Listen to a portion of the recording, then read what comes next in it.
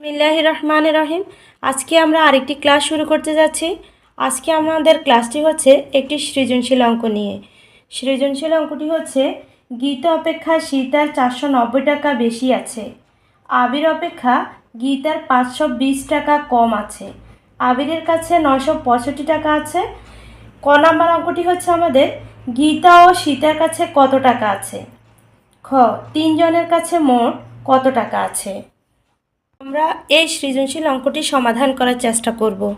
দেখো এখানে আবিরের কাছে আছে কত টাকা, আবিরের কাছে আছে 935 টাকা।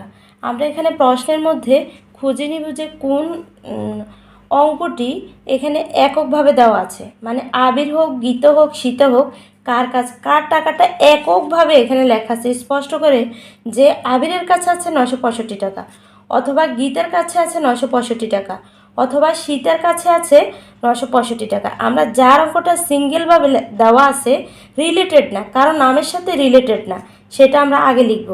এজন্য আমরা লিখেছি আবিরের কাছে আছে 965 টাকা। এখন দেখা যাচ্ছে যে আবিরের সাথে কার নাম রিলেটেড। আবিরের সাথে রিলেটেড হচ্ছে আবির অপেক্ষা গীতার 520 টাকা কম আছে। আমরা আবিরের সিঙ্গেল যে সংখ্যাটা আছে সেটা আগে লিখব, এরপরে এই নামের সাথে রিলেটেড যে সংখ্যাটি আছে সেটি নিয়ে আসবো। এখানে আবিরের সাথে রিলেটেড হচ্ছে গীতা, মানে আবিরের আছে 965 টাকা, গীতার আছে আবির অপেক্ষা 520 টাকা কম আছে, গীতার কম আছে। এখানে আবির অপেক্ষা গীতার 520 টাকা কম আছে, আবির অপেক্ষা গীতার, তার মানে গীতার কম আছে। কার কম আছে? গীতার কম আছে। সেজন্য আমি এখানে কি করব, আবির অপেক্ষা গীতার কম যে সংখ্যাটা সেটা লিখে দিব। যেহেতু তার কম আছে, কম মানে বিয়োগ, কম মানে কমে যায়, কম মানে বাদ হয়ে যায়, সেজন্য আমি 520 টাকা এখান থেকে বিয়োগ করে দিয়েছি। তো 520 টাকা যদি আমি বিয়োগ করি, 5 থেকে আমি যদি 0 বিয়োগ করি 5, 6 থেকে 2 বিয়োগ করলে 4, 9 থেকে 5 বিয়োগ করলে হচ্ছে 4, তার মানে গীতার টাকা হচ্ছে 444 টাকা।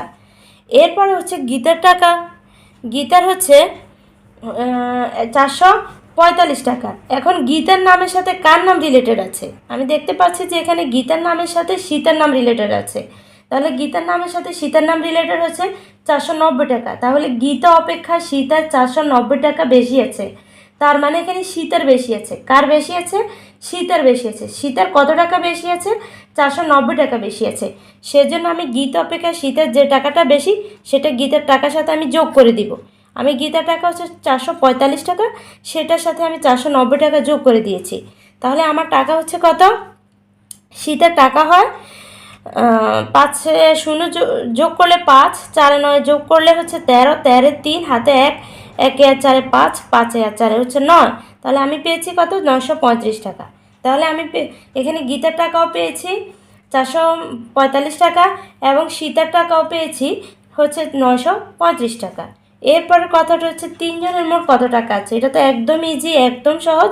সেজন্য তোমরা কি করবে, আবিরের যে টাকাটা আছে, এরপর হচ্ছে গীতার যে টাকাটা পেয়েছি এবং সীতার যে টাকাটা পেয়েছি সেখান থেকে এখানে লিখে দিবে আবিরের আছে এত টাকা, গীতার আছে এত টাকা, সীতার আছে এত টাকা, সবগুলো আমি যোগ করে দিব। তাহলে আমরা পেয়ে গেলাম গীতার আছে এত টাকা, সীতার আছে এত টাকা এবং তাদের তিনজনের মোট আছে এত টাকা। এখানে 5, 3 5 যোগ করলে 5 3 10, এরপর হচ্ছে 5 15, হাতে 1, 1 3 4, 4 4 8, 8 6 14, 14 হচ্ছে 4 বসছে, আর হচ্ছে হাতে 1 10, 14, এরপরে হচ্ছে 9, 14 আর 9 হচ্ছে 23।